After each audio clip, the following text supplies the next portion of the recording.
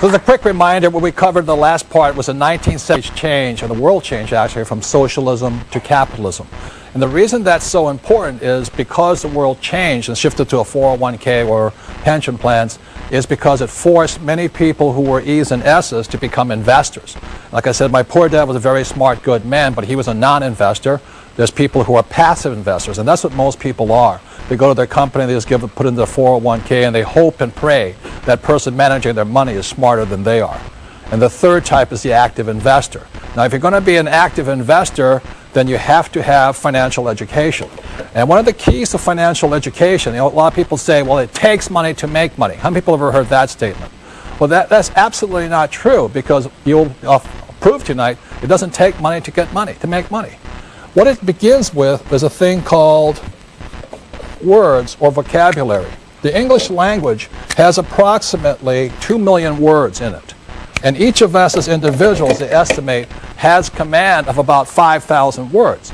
So one of the ways to start increasing your wealth and your financial ability is change your vocabulary. And one of the reasons my poor dad was poor, as a good man, he had the vocabulary of a school teacher. You know, he thought gerunds and prepositions were really important. But I've never made $1 off a gerund or a preposition yet that I know of, you know. I need the difference between EBITDA, PEs, ROIs, IRRs. That's what makes me rich.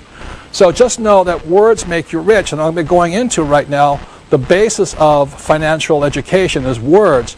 And this here is a thing called a financial statement. As my rich dad often said to me, you know, this is your report card when you grow up. When you leave school, as my rich dad said, his banker has never, ever asked to see his report card yet. You know, a banker never said, tell me what college you went to. Are you an A student? Are you a B student? They never asked that. If you're a professional investor, they will ask you for something called a financial statement. If you're a non-investor or a passive investor, like a 401k, they'll ask you for a credit report. So to begin becoming rich, you must have one of these. I mean, it's a must. These people have credit reports. These people have financial statements. There's very, very big differences here. So let's begin with words here. And one of the biggest words that people have mistaken on the wrong definition for are these words here, assets and liabilities. How many people have ever heard people say, my house is an asset? Good. That's using the wrong definition. That's the problem. So I'll give you the definition my rich dad gave me. You won't find this in the regular dictionary because it's a very simple definition, because this is the guide to wealth. A definition of an asset is something that puts money in your pocket whether you work or not. That's very simply it. Okay? So when you look at this financial statement, this is income statement and balance sheet, and there's one more form that I'm not an accountant, but basic accounting requires. It's called the statement of cash flow. And what that shows you here is this: assets are putting money in your pocket. So for example, I have a house, and every month, let's say I collect $100 from after paying all my expenses, the house is an asset. But if the house goes unrented, and every month is now costing me money, that same house is a what? Liability. So this is the cash flow pattern of a liability. So when a person says their house is an asset, I then ask them, I say, is that house putting money in your pocket? They say, oh, no, but it's gone up in value. That shows lack of financial intelligence or financial IQ, okay? I'm not saying don't buy a big house. I'm not saying any of that stuff. I'm just saying don't call a liability a what? Asset. And that's the problem, is using the wrong word for the wrong thing here. Or I could have a car. If I use a car as a taxi and every month it put $1,000 in my pocket, it's an asset. But I have my BMW here and it's costing me $1,000 a month, it's a liability. So that's very simply it. So don't call asset or liabilities assets, and that's where people get in trouble. The next thing, like I said, my banker has never asked me for my report card yet, and my banker, if I'm going to borrow a lot of money from them, they want to see my financials. And what a banker is looking for is your financial IQ. They don't care how your academic IQ. They want to see how smart you are with money. And it's not that I wear nice clothes and have a nice watch and have a nice house and a nice car. A banker doesn't care, because how many people know people who are looking good but are flat broke? You know what I'm talking about here? So, and that's the big problem here. So when a banker looks at this thing, the banker is looking again at cash flow. So when a banker looks at this, let's say the person has a job, the money comes in and the money goes out. They look at that, that's a cash flow pattern of a poor person. If they don't change their pattern, they'll be poor. It is not how much money you make. It is how much money you spend is the issue here. For example, I have a doctor friend. He makes about $400,000 a year. He's very proud. He has no debts. He's one of those people that think that debt's bad, and that's really moronic. But anyway, but he makes $400,000 and he spends $400,000. So even though he makes a cash flow pattern of a what? Poor person. What the middle class generally tend to do is the first thing they want to do is have a big house, and they have a thing called a mortgage. And the different definition of mortgage comes from the French word mortier, which means death. That's what it means, So what happens, they have a mortgage, got the nice BMW or Mercedes, so they're looking good, but going broke at it and goes, I can see your cash flow pattern is this. And this is the cash flow pattern of the middle class.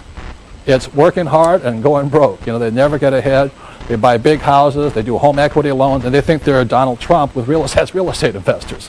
All they got is a big house they're in debt to. A lot of people use their house as an ATM machine. Every time it goes up in value, they borrow the money out. That is really a loser's point of view there. That's not, bankers love you because you're greatly in debt, but that's not a way to get ahead. And this is the cash flow pattern of a rich person. They have assets here. And so generally what it is they have a business, they have real estate, and they may have dividends from stocks and bonds and stuff like that, which the interest. So those are assets. So oftentimes I ask people, think about it this way. If you stop working today, let's say you're married, you have a spouse, if you stop working today, how much money keeps coming in your pocket? And how much money keeps going out? All the things that are taking money out of your pocket are what? Liabilities. And anything putting money in your pocket is an asset. So the reason my wife and I could retire is very simply we have money going like this. This means we're wealthy. We don't have much in savings and all that, but every month it's hundreds of thousands of dollars going like this. And that's how you get wealthy. Just have assets that produce money every single month. When I did this program in Singapore, I asked people to raise their hand and say, would you mind telling me some of the assets you have? And this woman raised her hand. She says, yes. She says, my best asset is my husband. And I said, ma'am, I'm talking about non-human, inanimate objects. She says, that's him. But he makes lots of money for me. I'm not talking about human beings. Slavery has been abolished for a while here and all this. So everybody understands the difference between assets versus liabilities, the cash flow pattern, and that's why bankers do not ask you for your what? Report card. They want to see your financial statement. If you have a good financial IQ, they'll give you lots of money. If you have a bad financial IQ, they'll give you a credit card or a home equity loan. That's the difference here. And years ago, I went to Sunday school. I'm not a Bible scholar. I'm not pushing religion on anybody. But I remember the story of the rich man. I think he had 3 sons or something like this. And he gave one son X amount of dollars, the second son X amount of talents, he called them, and then the third son talents. And the first son blew it, got rid of all his money. And he said, okay. The second son came in and said, what you do with the money? And the son said, I buried it. And then multiplied it. Came back with, gave him $1,000, came back with $5,000. And at that point, the father, or whoever the guy was, took all of the money and gave it to the what? The third son, who multiplied the money. And that's what I learned in Sunday school is that, not God, but whoever does not like people who blow their money, people who just bury the money. See, the poor spend their money. The middle class bury their money, just put it in 401ks or savings. And the rich know how to multiply their money. So the real key is this. It's not so much how much income you make, but where you put your money. It's expenses. Do you expend your money this way, or this way? And that's why people who are always trying to make more money, they don't get ahead very simply because they're looking in the wrong place. It's over here. It's what do you spend your time and money on? And that's why I thank you guys for being here tonight, and those of you at home supporting public television and your education. You're spending time and hopefully some money to support your education and a great cause here. And that's really important, is how you spend your time and your money. That makes a difference. And then the third thing is this, is just to cover this thing why your house is not an asset, is when your banker says your house is an asset, your banker's not lying to you. This will explain it better, because to understand this, if you have a mortgage, on a balance sheet, it must balance. So if a mortgage is your liability, it has to balance. So your same mortgage is your bank's asset. That's the difference. So that's why your banker says your house is an asset. I'm not saying it's, not lying to you, it's just saying it's not whose asset it is. It's their asset, you know. And the way you know that, again, is assets put money in your pockets and liabilities what? Take money from your pocket. So when you look at this, money comes in, money goes out, goes in here, and comes back here. So it's taking money from your pocket and it's putting money in the bank's pocket. And that is basically, you know, why your banker says your house is an asset. And why it's very important to understand the definition of the word you're using. Don't just use a word, because if you keep saying your house is an asset when it's a liability, or you say your car is an asset when it's really a liability, and your vacation to Hawaii is an asset versus a liability, or your home equity loan is an asset, you're not going to make it. Does that make sense to you guys here? But what most people tell you is this. Repeat after me. Work hard, save money, get out of debt, invest for the long term, and diversify. How many people heard this? Okay? And the reason I bring this up here is that because around 1996, I was watching this very famous morning show, you know, that's broadcast all across the nation, and they had these nice, handsome, you know, couple who were the host and hostess, and they come and say, and today we have the financial expert of all times, and he's going to give us the financial advice for the new year. This is like 1996 or whatever it was, you know. And welcome so-and-so, and they clap, you know, and out comes a financial expert, and he goes, hi, everybody. What I recommend for this year, 1997, is work hard, save money, get out of debt. I can't even do it straight. Invest for the long term and diversify. And the host go, oh, that is so brilliant. Oh, thank you for your infinite wisdom on this. On financial, we thank you. The next year, they invite them back, same thing. And for the new year, I recommend you guys what? Work hard, save money, get out of debt, invest for the long term, and diversify. And the host and hostess, oh, I can't believe, what a genius, what a financial genius. Just give him a hand. I can't believe it. Every year, same guy, same message, same advice. They think it's brilliant. Then after 2000, the stock market started to crash. And they bring the same expert on, and he comes on, and what I recommend is work hard, save money, get out of debt, invest for the long term, and diversify. And the market kept crashing. And he kept giving the same advice. And this is what I want to say about that advice. Between the year 2000 and 2004, millions of small investors lost an estimated $7 to $9 trillion. At the same time, Wall Street paid some of its biggest bonuses out. And this is the advice they were giving people here. I want to say to you, this advice used to work. It doesn't work today. I'm not saying it's bad advice. I'm just saying it used to work. After 1974, it started to change. And what I'm going to be going into is how that change came about and why people are getting in trouble following this advice, especially this one here. Because you're going to find out the most risky of all investments are savings, stocks, bonds, and mutual funds. They are the riskiest of all investments. But most people think they're safe. And that's what you'll find out, and that's why I thank public television for allowing me to say what I'm going to say, because there's many people, as I said, in organizations who do not want me to tell you what I'm about to tell you, and all the little people they hire who are financial experts, but they're not really financial experts. Do you realize most of financial experts are not I's, they're really E's and S's. They're salespeople. And I'll be going into some of those differences. Okay? So I know I'm an investor very simply because I live by my income on my investments. I don't live by my commissions. And there's a very big difference there. So going into it, the reason work hard is obsolete advice is because in 1943, the U.S. government punished anybody who was an employee. After 1943 was a thing called the Current Tax Payment Act. At that point, anybody who was an employee, the government got paid first. How many of you ever opened up your paycheck and gone, what happened to my money? That was 1943. So the problem with being an employee and working hard is the more you work and the more money you make, you go up in tax brackets. So you don't get ahead.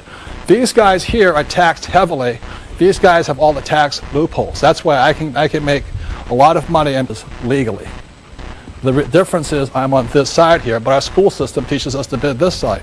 In 1986, they passed the 86 Tax Reform Act, and they taxed all doctors, lawyers, all the A students. They nailed them. And so, well, the attorneys I don't mind, but anyway. But what happened here is this, is that guys like me, the C students, we can make more money and pay less taxes than the A students, which proves there's a God somewhere. The next thing is save money. The reason save money is an obsolete idea is because in 1971, a man named President Nixon took us off what's called the gold standard, or the Bretton Woods Agreement. And at that point, what happened in 1971, money turned into a currency. So what you started to save after 1971 was not money but a currency. And the problem with a currency is the government can print it faster than you can save it. And the other thing about this, if you understand economics, especially Keynesian economics, is that when you look at a dollar, a currency, let's say this is $1 and this is 40 years here, a currency is designed to go down to 5 cents over 40 years. A currency is designed to lose money so the government can keep running up debt. That's the reason. So they can print it faster than you can save it. That's the big problem with it. The next thing is this. If you look at the real stats, is this. And that's the reason I don't save money. If you look at this in the last few years, like I said, 1995 to 2005, what's happened is the dollar has gone this way, and the way you know how much is lost is gold went from $250 up to $500 in the same time. That means your dollar lost 50%. It lost 50% of its buying power. And the banks are paying you 1% interest. Tell me that's smart to save money. That's why the debtors started to win, because what was happening is this was going up and all this. And the reason this happens is for one very big, well, this is not the only thing. It's not just gold, because I can hear the economist going, he doesn't know what he's talking about. Well, I'm not saying I'm an economist. I'm saying just look at the price of gold. It takes twice as many dollars to buy the same amount today. But not only that, my father's house, which he purchased in, I think, 1965 or something, he paid $50,000 for it and took $5 million. It's the same house. So it means the purchasing power of the dollar went where? Down. The house didn't go up in value. Your dollar went down. And the other thing the economists say, well, that's not really a good indicator. But look at this. In 1995, oil was about 10 bucks. Today it's 60 bucks. So that means your dollar you need $6 more to purchase the same amount of oil. And then the economists say, well, oil doesn't affect inflation. I'm going, they want you to believe that investing is risky. How many people have heard investing is risky? Good. What this section is about of this program is how risk isn't anything but lack of control. The number one difference between an active investor and a passive investor is the subject of control. So what I'm going to show you tonight is how what I do as an active investor is I want control. If I have control, I don't have any what? Risk. And that's the difference. So using a metaphor that most of us can understand, over here we have, an example of a car. Okay. Now, how many people realizing there's risk driving a car? Good. But car driving doesn't have to be risky. Like those guys want you to believe investing is risky.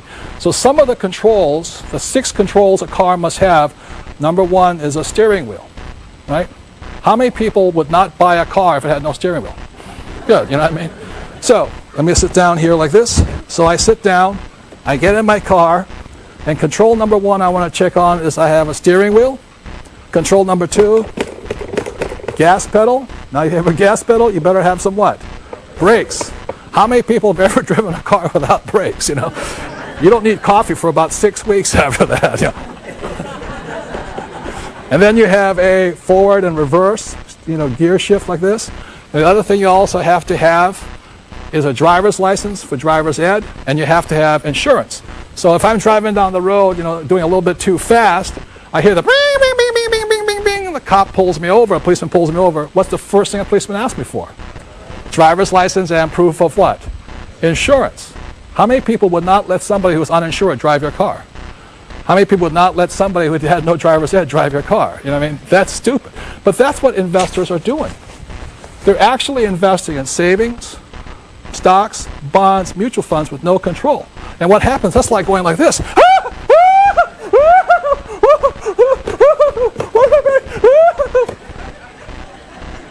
And that's why they think it's risky. Now, this is the worst part. Guess who else has no control? Your financial advisor. Your financial advisor. Diversify, diversify, diversify. Or what they do is this, is they go, I predict that, I predict this, I predict that. That's the kind of financial advice most people are getting. That's risky. That's not what I do. I want control. So, let me help get out of this wreck right now. So when I'm as an investor, I want 6 controls too. If a car has 6 controls, I want 6 controls as an investor. Control number 1, you look on the screen over here, is I want control of my income. Control number 2, expenses. 3 is asset value. 4 is liability. 5 is I want financial education or management. And 6 is I want insurance.